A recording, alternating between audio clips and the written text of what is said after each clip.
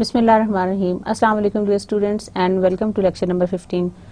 We have been talking about the multinational capital budgeting in lecture number 14, and we are going to continue with the capital budgeting process, the similar process in this lecture. Hope you had enjoyed. मैंने आपको थोड़े से concepts दिए थे in lecture number 14 about the capital budgeting processes, और हमने थोड़े से factors की बात की थी which we really needed to forecast before doing all these capital budgeting analysis.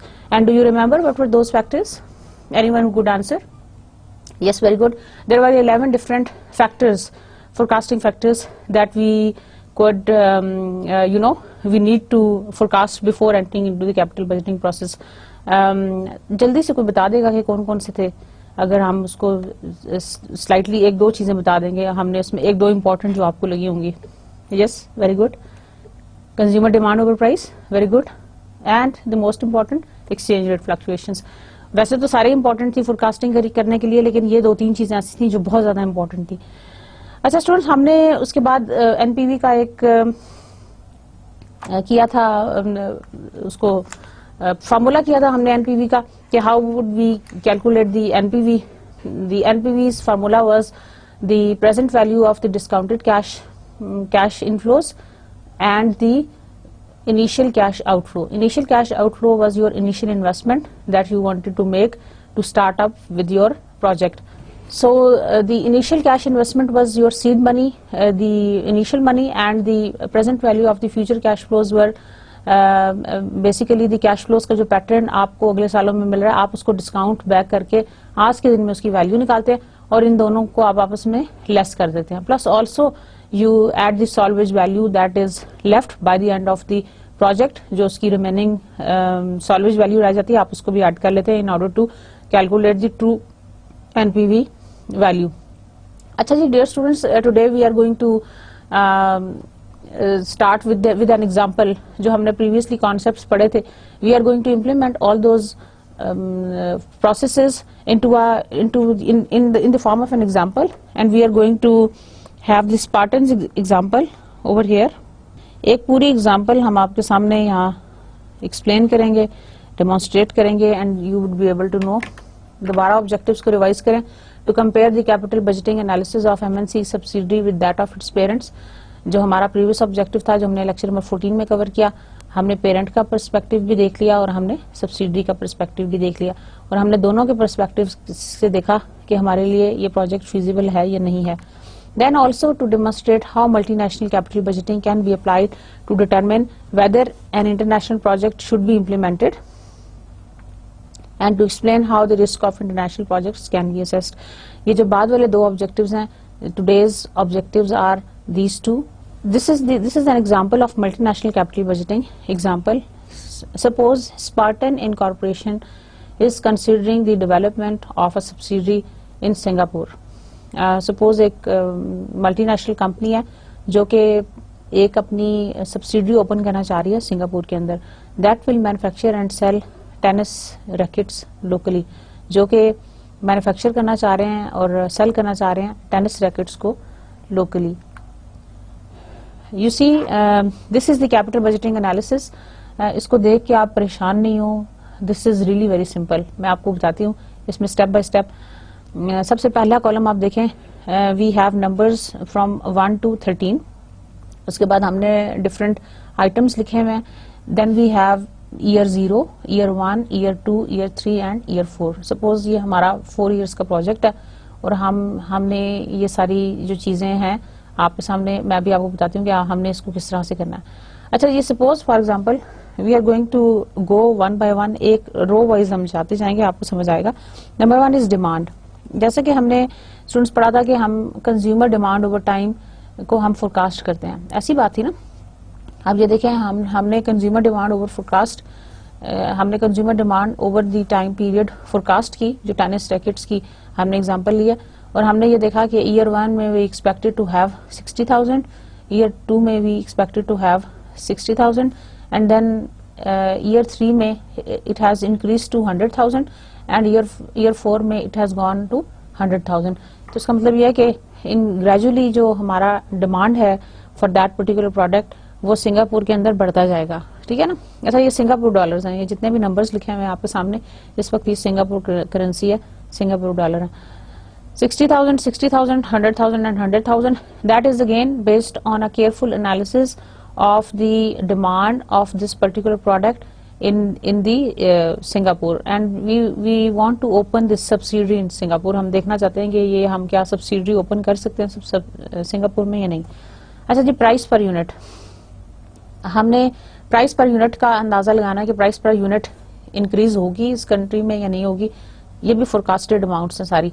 पहले साल में हमने ये फोरकास्ट किया कि it is going to be 350, दूसरे ईयर में हमने फोरकास्ट किया it is going to be 350, third year में it is going to be 360 and fourth year में it is going to be 380. यानी ये भी ग्रेजुअली आप देखें कि जो प्राइस है ऑफ दैट पर्टिकुलर प्रोडक्ट वो बढ़ती जा रही है.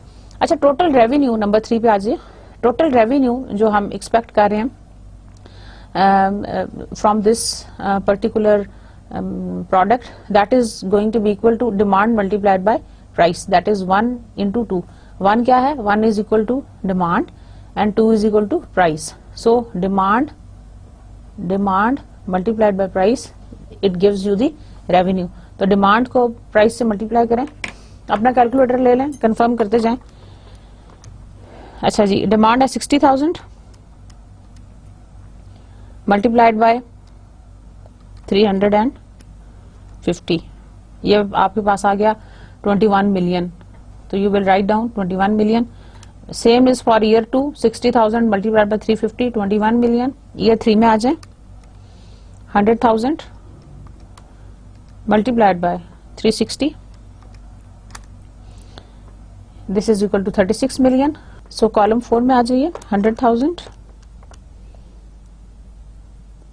multiplied by 380, this is equal to 38 million. So students, revenues हमने calculate कर दिए which we had calculated by demand multiplied by price. demand को price से multiply किया तो you got the revenues, ठीक है. अब हमने वेरिएबल कॉस्ट पर यूनिट भी फोरकास्ट करनी है. जैसे कि आपको पता है कि हमने जब कैपिटल बजटिंग एनालिसिस हम कर रहे थे तो हमने वेरिएबल कॉस्ट पर यूनिट को भी फोरकास्ट किया था. अब वेरिएबल कॉस्ट पर यूनिट जो है वो भी हमने ओवर द इयर्स हमने करनी है, अपनी फोरकास्ट करनी है. और अगेन हमने ये देखा पहले ईयर में 200 थी, दूसरे ईयर में भी 200 थी, थर्ड ईयर में it went up to 250 and fourth year में इट वाज 260. ये हमारी सारी फोरकास्टेड अमाउंट्स हैं. अब हम टोटल वेरिएबल कॉस्ट अपनी कैलकुलेट करना चाहेंगे which is equal to demand into number 4, that is variable cost per unit. So ये आपकी डिमांड है. Number 1 is your demand and number 4 is your variable cost. ये आपकी 1 into 4 आप करेंगे that is equal to total variable cost. तो आपकी demand है 600,000, सॉरी डिमांड है आपकी 60,000. यहाँ देखें फर्स्ट कॉलम में ये डिमांड है और ये आपकी वेरिएबल कॉस्ट है, ठीक है. इन दोनों को आप प्लस करेंगे. हम स्टार लगा लेते हैं ताकि जरा थोड़ा सा डिफरेंशिएटेड रहे, ठीक है ना. अब आपको समझ आती रहेगी. नेक्स्ट कॉलम में भी बिल्कुल इसी तरह करना है. 60,000 कैलकुलेटर ले लिया मल्टीप्लाइड बाय 350, ठीक है. 60,000 रिपीट करती हूँ, 60,000 मल्टीप्लाइड बाय 200, ठीक है. It is equal to 12 million. ये आ गया.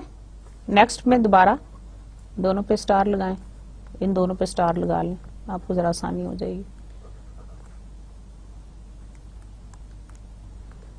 ठीक है.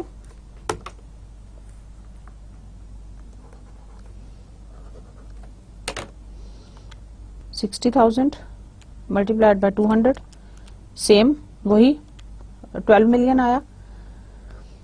फिर आ गया आपका 100,000 मल्टीप्लाइड बाय 250,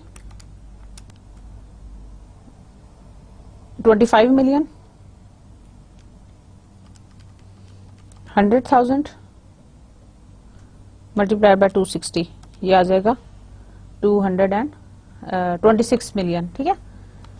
ये आपके पास आ गई टोटल वेरिएबल कॉस्ट। सो यहाँ तक कॉलम नंबर 5 तक हम पहुंच के अभी तक हमने क्या किया, हमने डिमांड फोरकास्ट की, हमने प्राइस पर यूनिट फोरकास्ट की, उनको आपस में मल्टीप्लाई किया to get the total revenues.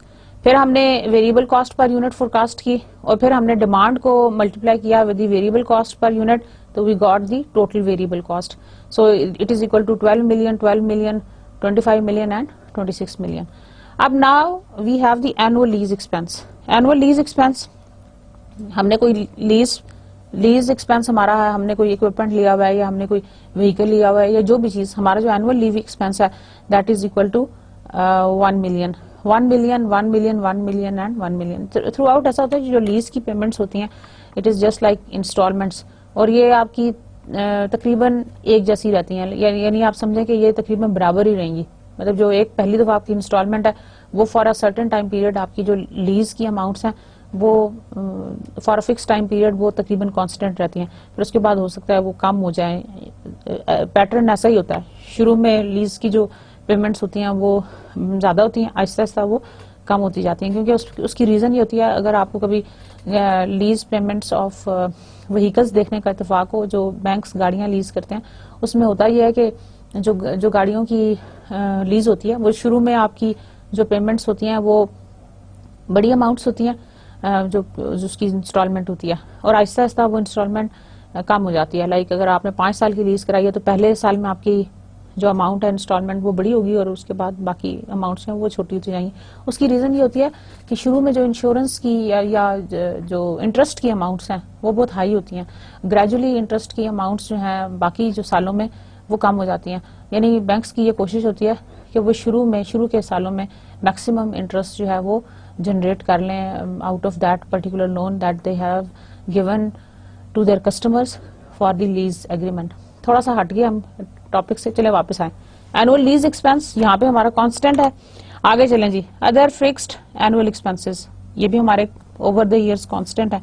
Now non cash expense. अच्छा स्टूडेंट्स, आपको ये पता है नॉन कैश एक्सपेंस हमारा डिप्रिसिएशन है। Basically this is an expense, हम इसको लिखते जरूर हैं but it is not something which we have paid out of our pocket, हमने इसको अपनी पॉकेट से पे नहीं किया हुआ। This is one of our non cash expense. Expense तो जरूर है, हम इसको काउंट करते हैं ताकि हमारी जो टैक्सेबल इनकम है वो कम हो जाए। आपको पता है कि डेप्रिसिएशन का कॉन्सेप्ट क्या है, हम इसमें इंक्लूड जरूर करते हैं एज एन एक्सपेंस, लेकिन जाहिर है कि वो हमारी पॉकेट से तो नहीं जाएगा। हमने उसको डेप्रिसिएशन एक्सपेंस को ट्रीट किया हुआ है, लेकिन वो हमारा लाइक आप ये समझे कि वो हमारा पॉकेट से नहीं जाता। So non cash depreciation is equal to 2 million, 2 million, 2 million and 2 million over the years. ठीक है, now the total expense is equal to total variable cost number 5 plus number 6 that is the annual lease expense, plus number 7 other fixed annual expense, plus number 8 that is the non cash expense that is the depreciation। अच्छा student, अब इन तीनों को आपने चारों को add करना है, 5 6 7 8, यानी 5 दिस इज 5, चेंज कर लेते हैं 7 एंड 8, ये आपने 5 6 7 8, ये जो मैंने अभी एक नया स्टार लगाया, आप इन सबको प्लस करेंगे तो you are going to have the total expense which is equal to number 9। तो अब आ जाए 12 million plus 1 million plus 1 million plus 2 million that is 16 million. अच्छा स्टूडेंट्स, हम इसको थोड़ा ज़बानी भी कर सकते हैं। ये देखिए, ये सब अमाउंट्स मिलियंस में हैं, जो अभी भी मुझे अंदाजा हुआ। 12 मिलियन, मिलियन में 6 जीरोस होते हैं, ये देखें 1 2 3 4 5 6 सभी अमाउंट्स हैं वो मिलियन में है। तो 12 13 14 15 and 16 this is equal to 16 million. अगले कॉलम में आए 12 13 14 15 एंड 16 मिलियन हो गया। उससे अगले में आए 25 26 27 28 29 मिलियन हो गया। 26 27 28 29 एंड 30 मिलियन। कैलकुलेटर की भी जरूरत नहीं पड़ी। So these are all the total expenses that we have calculated by adding the variable cost, annual expense, other fixed annual expense and the non-cash depreciation expense. So this is the total expense, that is 16 million, 16, 29 and 30 million. Now before tax earnings of subsidiary, before tax earnings of subsidiary, this is equal to 3 minus 9. 3 क्या है? 3 is equal to total revenue minus expense. हमारा जो formula है that says revenue minus expenses is equal to before tax earnings of subsidiary. Total expense को हम minus करेंगे. ये हमारा रेवेन्यू है. एक नई शेप दे देते हैं. This is revenue and these are the total expenses. इन दोनों कॉलम्स को आपने कर देना आपस में माइनस. तो you are going to get this earnings before tax, earning before tax, यानी before tax earnings of subsidiary. This is equal to this much. तो आप देखें 21 में से 16 माइनस करें, जुबानी भी कर सकते हैं लेकिन आप ये आसानी के लिए कैलकुलेटर से करेंगे. 21 minus 16, this is equal to 5 million. ये आ गया. ठीक है. अब आप 10th रो में देखते जाएं. 5 मिलियन, दूसरे का भी वही है. 21 minus 16, this is equal to 5. ठीक हो गया. उसके बाद आए आप 36 minus 29, this is equal to 7 million and 38 minus total expenses 30, this is equal to 8 million. So 5, 5, 7, 8. 10th रो में देखें 5 million, 5 million, 7 million and 8 million. ये आपकी आ गई earnings before taxes of a subsidiary, which is total revenue less your expense. Total revenue less your total expense. So it is equal to earnings before taxes of your subsidiary. अच्छा, अब यह है कि host government ने लगा दिया tax of 20%. So we are going to have the tax of 1 million. 1 million tax है हमारा, which is 20% of your earnings. तो आपने 20% टैक्स दे दिया होस्ट गवर्नमेंट को, और उसके बाद जो हमारे पास बच जाएगा that is 11, which is equal to after tax earnings. ठीक हो गया. ठीक है. 5 आपके पास था, 5 मिलियन था. 5 मिलियन का जो 20% है वो बनता है 1 मिलियन. देख लें अपने पास, कंफर्म कीजिएगा. 5 million 1 2 3 4 5 6 multiplied by 0.20, that is equal to 1 million. 5 million का 20% निकाला, ये आपका टैक्स है पहले ईयर के लिए. 1 मिलियन आपने दे दिया. दूसरे ईयर के लिए भी वही 5 मिलियन है, इसलिए 1 मिलियन ही रहेगा. तीसरे ईयर के लिए कैलकुलेट कीजिएगा. 7 million 2 3 4 5 6 multiplied by 0.2, this is equal to 140 and then 0000. ठीक हो गया. और लास्ट में देखें 8 million multiplied by 20%, that is again equal to 1600 and then 000. So these are your this is your tax. ये आपने होस्ट गवर्नमेंट को टैक्स देना है. जैसे कि स्टूडेंट्स, मैंने आपको प्रीवियस लेक्चर में बताया था कि आप होस्ट गवर्नमेंट को टैक्स देंगे, plus also some withholding tax, उसके बारे में भी हम बात करेंगे. तो डियर स्टूडेंट्स, ये आपके टैक्सेस हो गए. अब आपके आगे after tax earnings of subsidiary. After tax क्या होगा? आफ्टर टैक्स का मतलब है कि बिफोर टैक्स में से टैक्स निकाल दें तो you will get the after tax. This is the before tax, this is the taxable amount, so this is the after tax earnings. So 10 minus 11 is equal to 12. 5 million में से 1 million minus करें, you will get 4 million. ठीक हो गया. आगे आए, वही 5 में से 1 मिलियन माइनस किया, 4 मिलियन आ गया. उससे थर्ड ईयर में चले जाएं, 7 million less, this is equal to 5,60,000. ये आपकी after tax earnings of subsidiary आ गई. उसके बाद आए आप, ये आ गया 6,40,000. ठीक है. ये अब आपकी आ गई after tax earnings of subsidiary. अब net cash flows to the subsidiary क्या है? 12 प्लस 8. 12 आपका आ गया after tax earnings of subsidiary plus 8 है आपका नॉन कैश डिप्रिसिएशन एक्सपेंस. अब जो नेट कैश फ्लो है, क्योंकि मैंने स्टूडेंट्स आपको बताया कि जो हमारा डिप्रिसिएशन एक्सपेंस होता है, हम डिप्रिसिएशन को नॉन कैश एक्सपेंस कंसिडर करते हैं तो हम उसको ऐड बैक कर लेंगे, राइट? हम नॉन कैश एक्सपेंस को ऐड बैक कर लेंगे। 12 प्लस 8, 12 है आपकी 4 मिलियन और plus 8 non cash expenses 2 million, ठीक है, that is equal to 6 million. ठीक हो गया।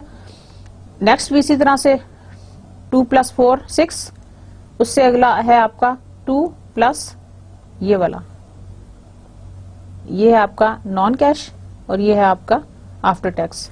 इन दोनों को ऐड करें 2 million plus 5 6 1 2 3 4 5, this is equal to 7,60,000। ठीक है, और लास्ट वाले कॉलम में आइएगा, नॉन कैश एक्सपेंस आपका 2 मिलियन प्लस ऐड कीजिएगा उसमें after tax earnings of subsidiary column number 12 से ईयर 4 में 6,400,000 that is equal to 8,40,000. So dear students, these are all the net cash flows to subsidiary. And how did we calculated the net cash flows to the subsidiary? By adding the 12 plus 8. 12 का मतलब है after tax earnings of subsidiary और plus 8 is your non cash expense depreciation. इन दोनों को जब आपने add कर लिया 12 plus 8, that makes your after tax net cash flows to the subsidiary. ये आपके पास अमाउंट्स आ गई। ठीक है, 6 million for the first year, 6 million for the second year, then ये आपका आ गया 7,60,000, ये आ गया आपका, एंड द लास्ट 8,400 एंड 0,000, ये आपकी सारी अमाउंट्स आ गई which were basically your net cash flows to the subsidiary. So समझ आ गया? जब आपने पहले ग्लांस में इसको देखा था, जब मैंने स्लाइड ओपन की थी, तो you thought oh my God this is very very difficult, but I am pretty sure now you know the tips. कितना इजी है ये सब कुछ। जो चीजें हमने पिछले लेक्चर में फोरकास्ट की थी, हमने आज उसको इम्प्लीमेंट किया है इस एग्जाम्पल के थ्रू, और मैंने आपको बताया कि how the demand was forecasted, और उसके बाद आपने टोटल रेवेन्यूज कैलकुलेट किए, फिर आपने टोटल एक्सपेंस कैलकुलेट किए, फिर आपने बिफोर टैक्स अर्निंग्स कैलकुलेट की, that was the revenue minus expense, उस पर आपने टैक्स लगाया, उसमें डेप्रिसिएशन को ऐड बैक किया, you got the net cash flows to the subsidy. So it was that simple, जो कि आपको देखने में लग रहा था कि बहुत मुश्किल है। Okay, let's move on. Now Singapore dollar remitted by subsidiary 100% of the net cash flows. ये वही अमाउंट्स हैं जो कि हमने प्रीवियस स्लाइड के ऊपर देखी। ये जो नेट कैश फ्लोज हैं 100% of the net cash flow, 6 million, ये आपका आ गया 7.6 मिलियन एंड 8.4 मिलियन। अब with holding tax on the remitted fund, मैंने आपको बताया था कि दो तरह के टैक्सेस थे, एक आपका कॉर्पोरेट टैक्स था जो कि आपने होस्ट गवर्नमेंट को पे करना, दूसरा आपका with holding tax on the remitted funds which is 10%। तो ये आपका जो फंड्स हैं, जो 6 मिलियन है उसका 10% ये बन जाएगा 600,000। ठीक है ना, आपने ये सारी अमाउंट्स उसमें से लेस कर लेनी है। चलें कैलकुलेट कर लेते हैं आपकी आसानी के लिए। This is just 10% of your remitted the cash flows that you want to remit. ठीक है ना, so this is 600 multiplied by 0.1, this is equal to 600,000, 6 million, दोबारा वही अमाउंट आएगी हमारे पास 600,000, 76, एक जीरो कम हो जाएगा क्योंकि 10% है, सिंपल इज दैट। ठीक हो गया, और लास्ट है 8,400 and then 0,000 multiplied by 0.10, this is equal to 840 then 0,000, ये हो गया। अच्छा जी, नाउ इसमें से हम इनको इन टैक्सेस को माइनस कर देंगे and then we would see कि हमारे पास जो सिंगापुर डॉलर है remitted after withholding tax कितने हैं। 6 मिलियन लेस 600,000, अगेन 5.4 मिलियन, आगे आए 76 million less, this is equal to 6,840,000, then 8,400,000, 0,000,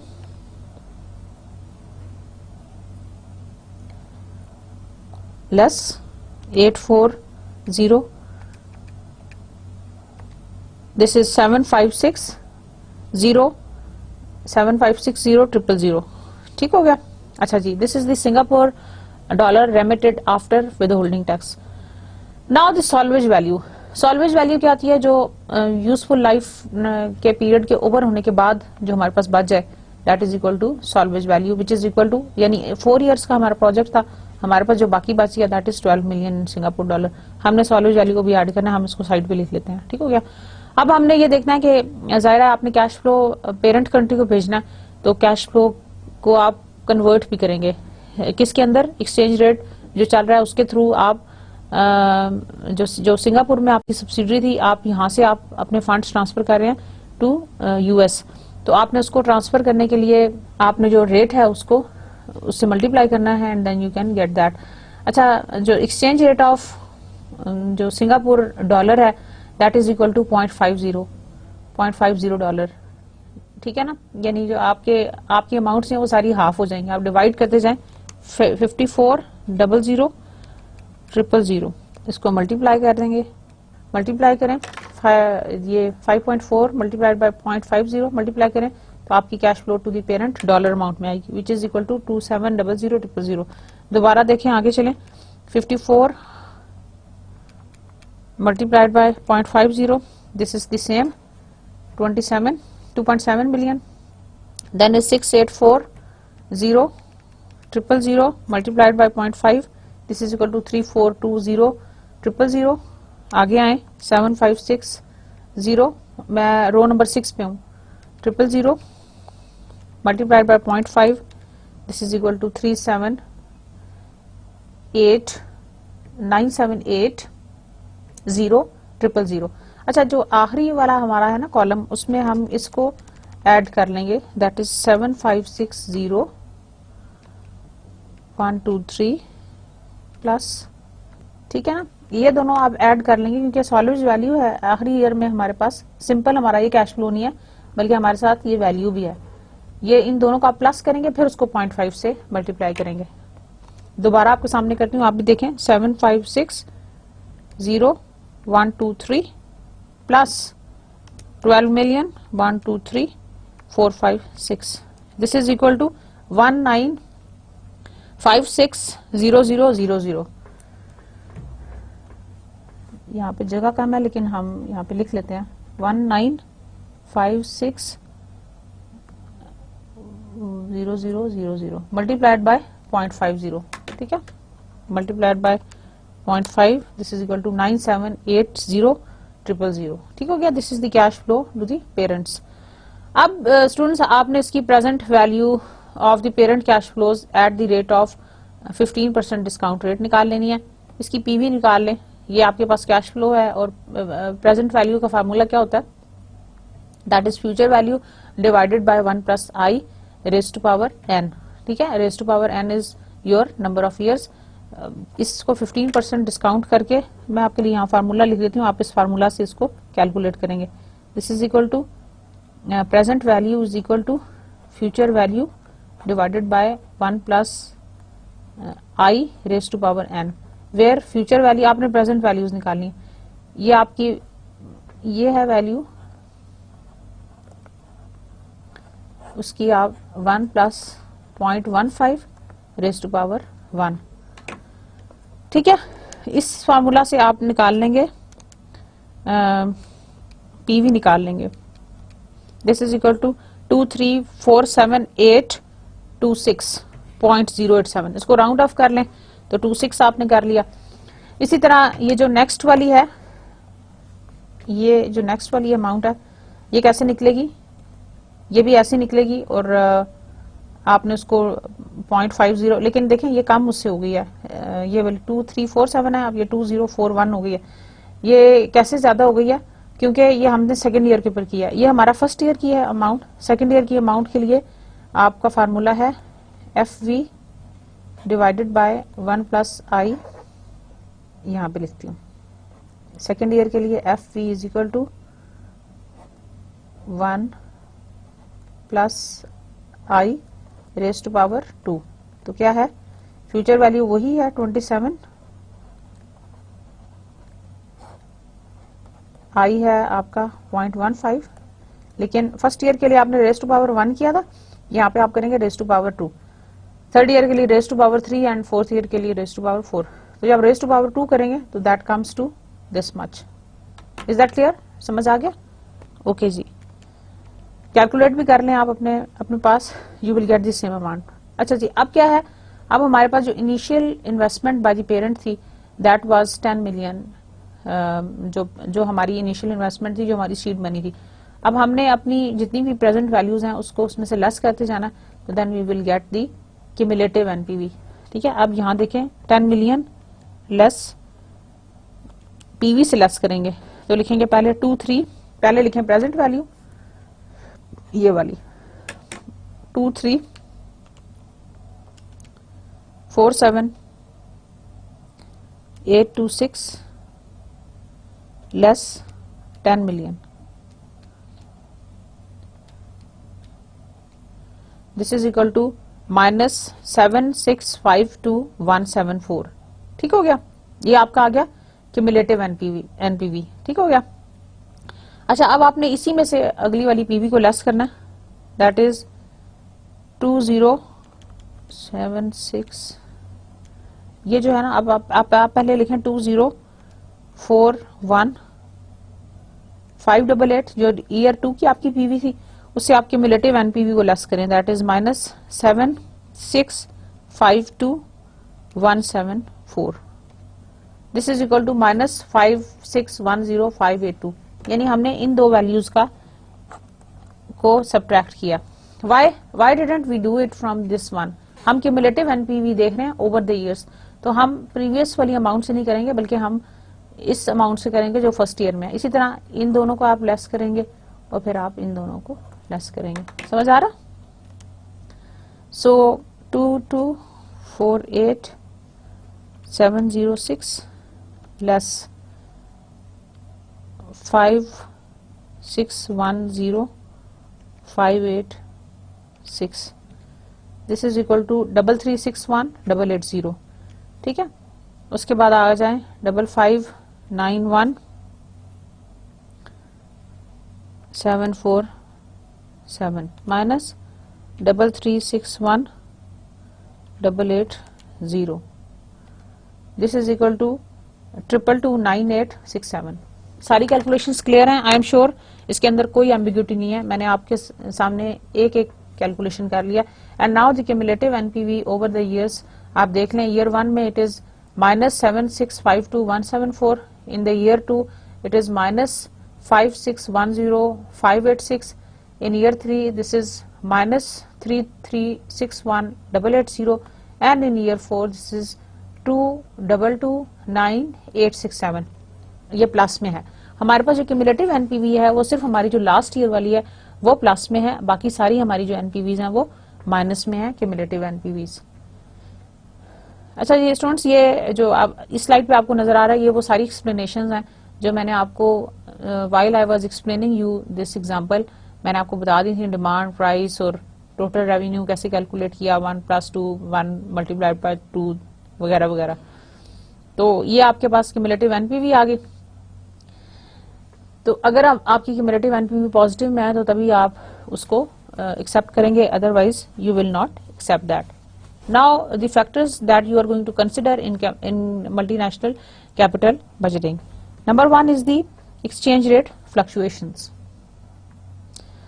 Since it is difficult to accurately forecast exchange rates, different scenarios can be considered together with their probability of occurrence.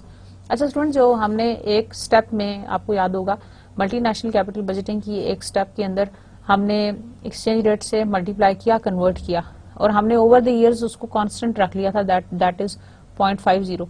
लेकिन ऐसा नहीं होगा। मैं आपको दोबारा slide दिखाती हूँ, आपको यहाँ देखिए, ये देखें ओवर द इयर्स आपका जो सिंगापुर डॉलर की करेंसी का रेट है दैट वाज कंसिस्टेंट 0.50, हमने यहाँ पे ये ज्यूम कर लिया था इस एग्जांपल में। लेकिन ऐसा होता नहीं है, हमारी जो एक्सचेंज रेट्स हैं वो चेंज होती रहती हैं, जैसे कि इससे पहले भी हमने बहुत दफा डिटेल से स्टडी किया। तो it is difficult to accurately forecast exchange rates, different scenarios can be considered together with their probability of occurrence.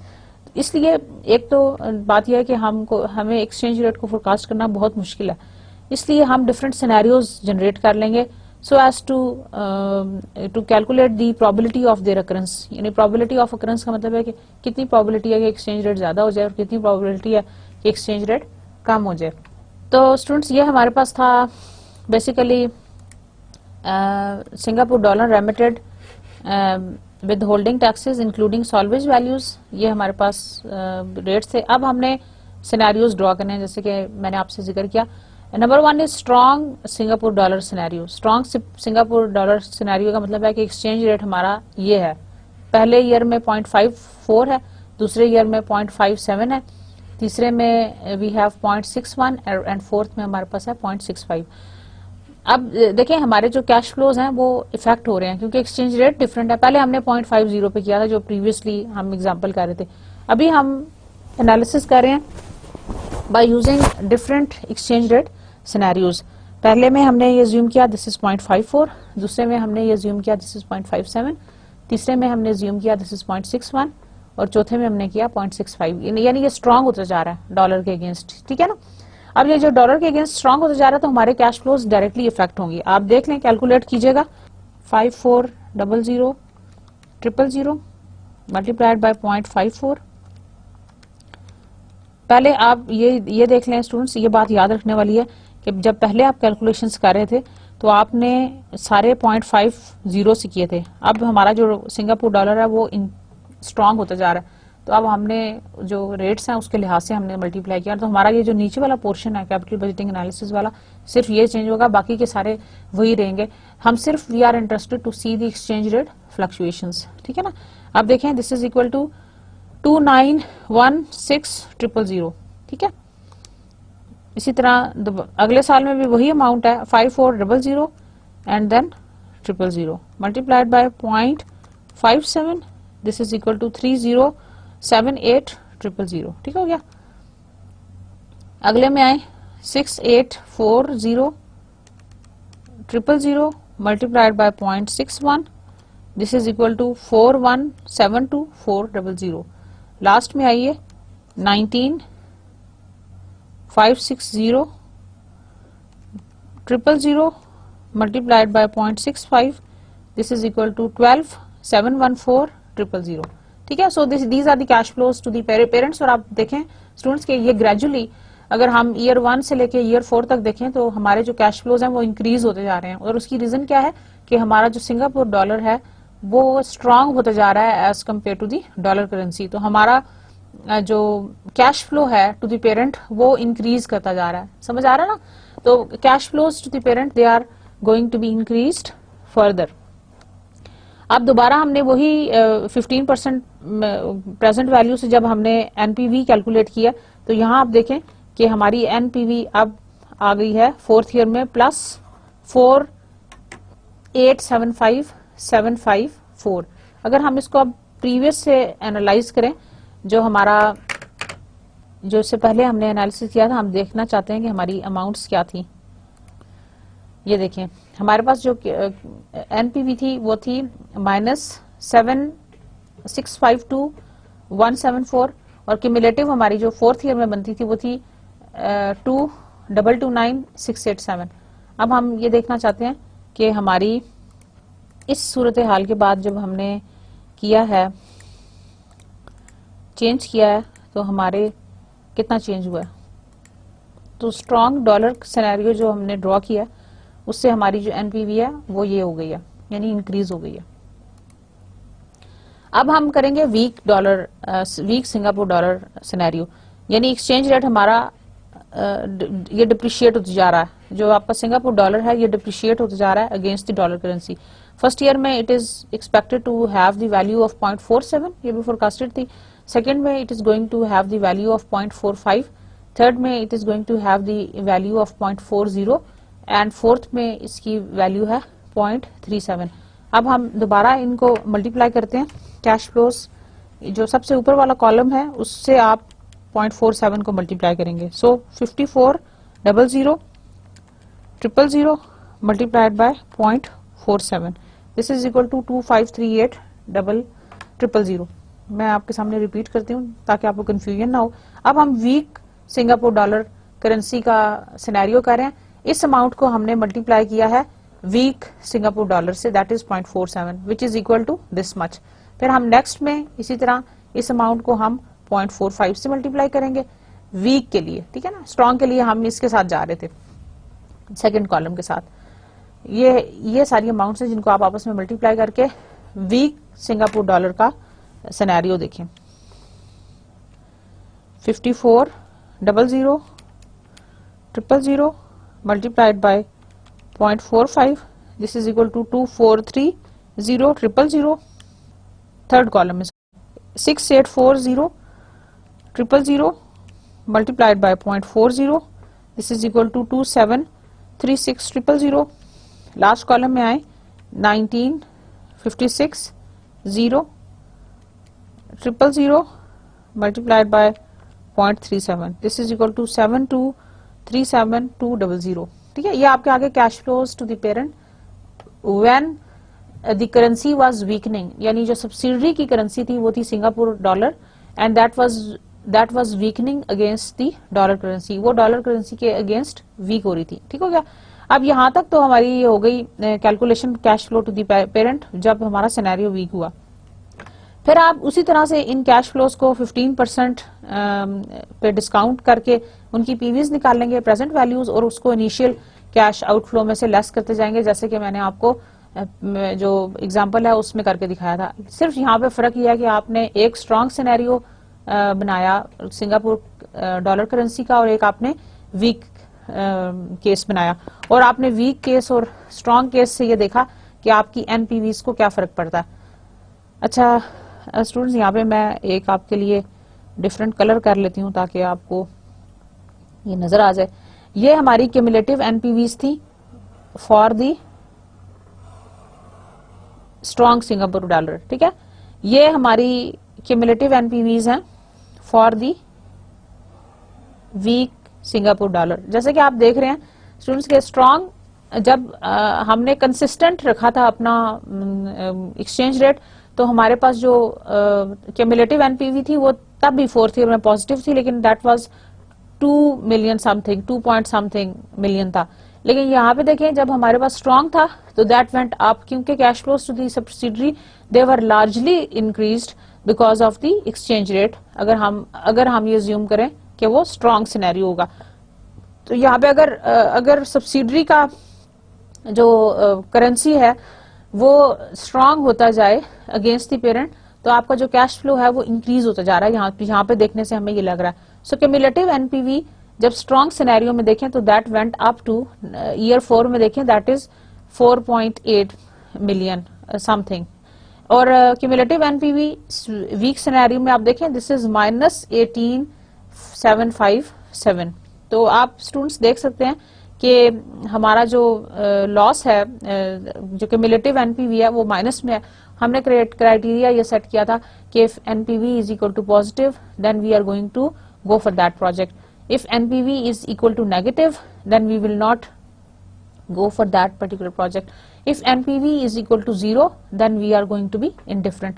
तो इस सिनेरियो में हमें ये लग रहा है कि cumulative NPV since it is positive for the exchange rate of Singapore dollar currency year 4 के अंदर strong सिनेरियो में, तो we might accept this project अगर ये करेंसी का जो सिनेरियो है वो इंक्रीज होने जा रहा है या उसका ये पैटर्न जो है वो यही फॉलो होता है। अच्छा, अभी हमने उसको जो तीनों वैल्यूज हमारी आई हैं क्यूमुलेटिव वाली, हमने उसका हम सेंसिटिविटी देख लेते हैं bye plotting it. X axis के ऊपर हमने ले लिया है value of Singapore dollar currency और वाई एक्सिस के ऊपर हमने एनपीवी की वैल्यू ले लिया क्यूमुलेटिव वाली, जो कि 4th ईयर में हमें कैलकुलेट हुई। ये जो स्टूडेंट्स आपको नजर आ रही है amount, this is the amount when dollar जो उसका रेट था दैट वाज इक्वल टू 0.5, ठीक है ना।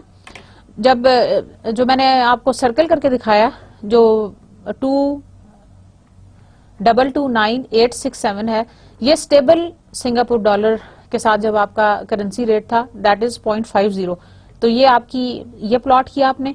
जब स्ट्रॉन्ग सिनेरियो था तो आपकी जो क्यूमुलेटिव एनपीवी थी दैट इज इक्वल टू 4875754, और आपने उसको भी प्लॉट कर लिया। जब वीक था तो दैट वाज -18757, वो माइनस में जा रहा था, तो that was the weak Singapore dollar currency. Basically जो हमने 3 एनपीवीज क्यूमुलेटिव एनपीवीज निकाली हैं फॉर 3 डिफरेंट सिनेरियोज। पहला जो सिनेरियो था that was the stable Singapore dollar currency scenario, जिसमें हमारी जो वैल्यू थी that was in positive, that is 2229867। जो दूसरा केस था उसमें स्ट्रांग थी, दैट वाज दी 4875754। जैसे कि आप देख सकते हैं कि उसमें जो बार है उसका साइज बहुत ऊपर चला गया है, अप है। तीसरे के अंदर that is 18757, that is the weak scenario, तो वीक सिंगापुर डॉलर सिनेरियो। हमने इन तीनों चीजों को प्लॉट कर लिया, ठीक है ना। तो हमें देखने से भी ये लग रहा है कि अगर हमारा जो सिंगापुर डॉलर है, अगर उसका करेंसी का सिनेरियो स्ट्रांग होगा तो कैश फ्लोज ज्यादा आएंगे और क्यूमुलेटिव एनपीवी भी ज्यादा आएगी। एंड वी ऑलवेज प्रेफर कि हमारी एनपीवी जो है वो ज्यादा हो। जितनी ज्यादा हमारी एनपीवी होगी हम उस तरह के प्रोजेक्ट को उतना ही ज्यादा प्रेफर करेंगे।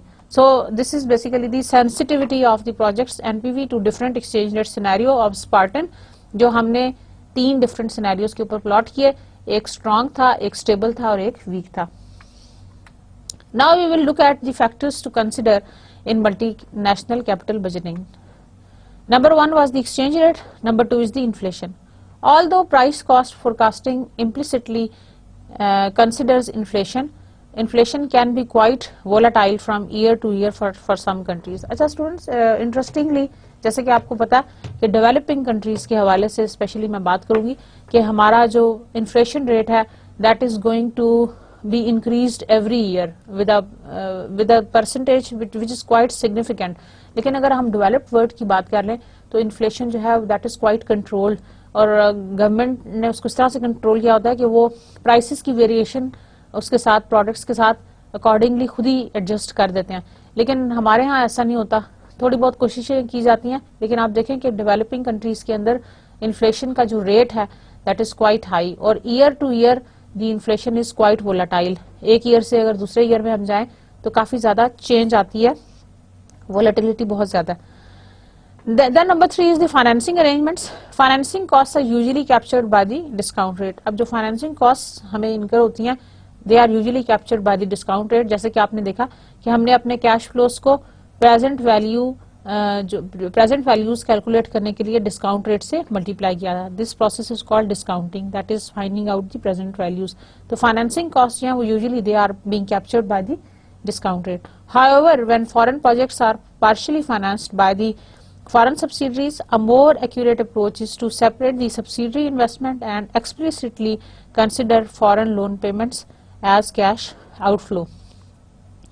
इसलिए जब foreign projects when they are partially financed by the foreign subsidiary, ज्यादा आपको accurate approach चाहिए in order to separate the subsidiary investment and explicitly consider foreign loan payments as cash outflows.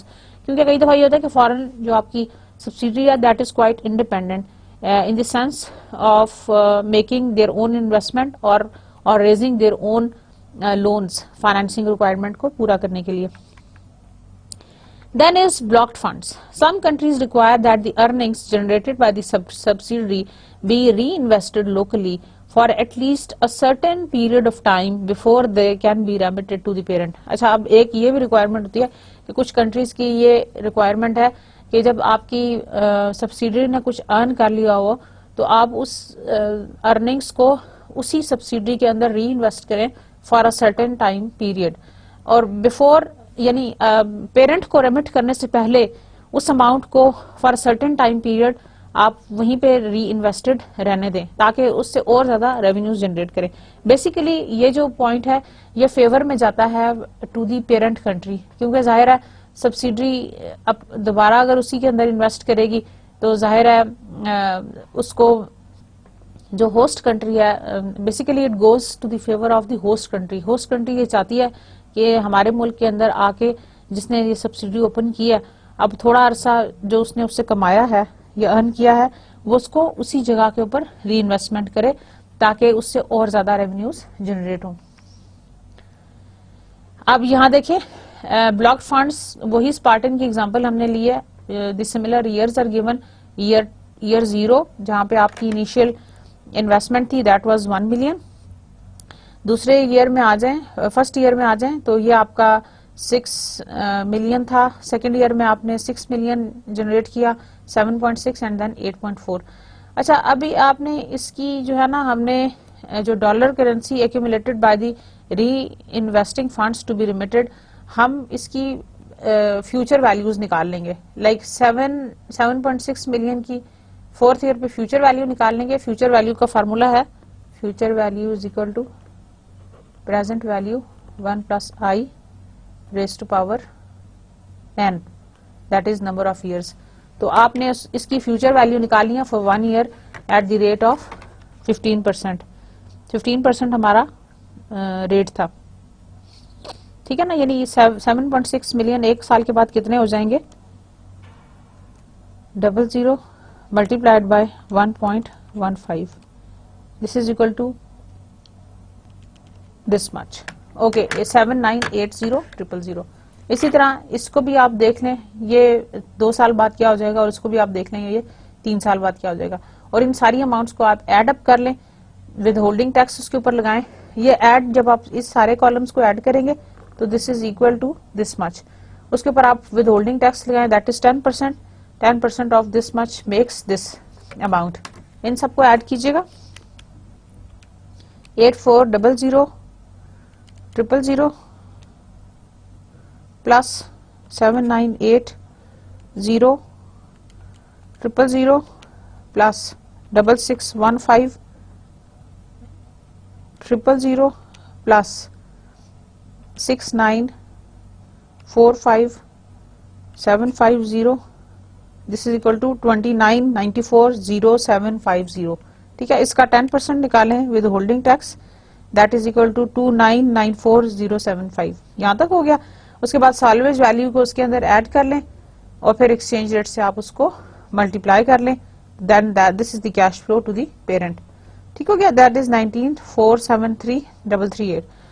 फिर इसकी प्रेजेंट वैल्यू कैलकुलेट कर लें at the 15% discount rate for the fourth year, that is 11,133,944, and then calculate the initial cash outflow से minus करके उसकी PV निकालें.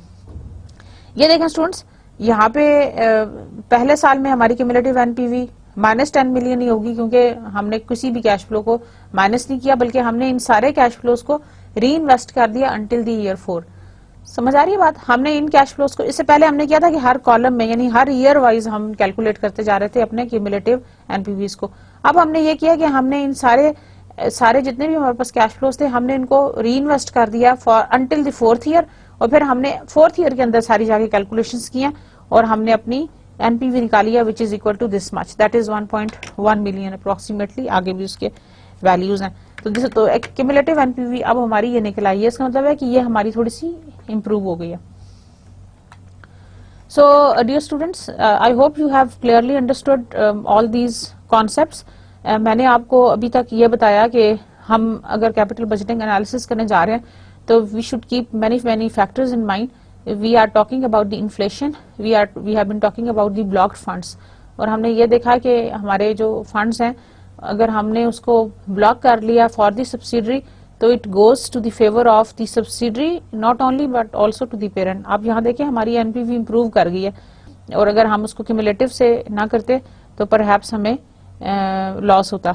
यहाँ पे हमने एक्सचेंज रेट जो है वो फिक्स्ड वाला यूज किया, लेकिन आप ये सोचें कि अगर फोर्थ ईयर पे जाके हमारा जो डॉलर है उसके अगेंस्ट सिंगापुर करेंसी इंप्रूव हो जाती है, ये रेट हमारा डिफरेंट होता है, तो then again we will be in, हमारे जो बेनिफिट है वो और भी ज्यादा हो जाएगा. तो स्टूडेंट्स आप देखें कि क्यूमुलेटिव एनपीवी हमारी प्लस में आई है. तो dear students, this was all about today's lecture. We are going to continue with the capital budgeting process in the next lecture inshallah. Hope you have really enjoyed. It is really very interesting. आप इस तरह की कुछ और examples भी करेंगे during your assignments and during your other class work, and you will get more clear understanding of this particular topic, which is very important from the point of view of opening new investments and doing the investments in different projects, which is the part of capital budgeting. Thank you very much. Allah Hafiz. See you next time.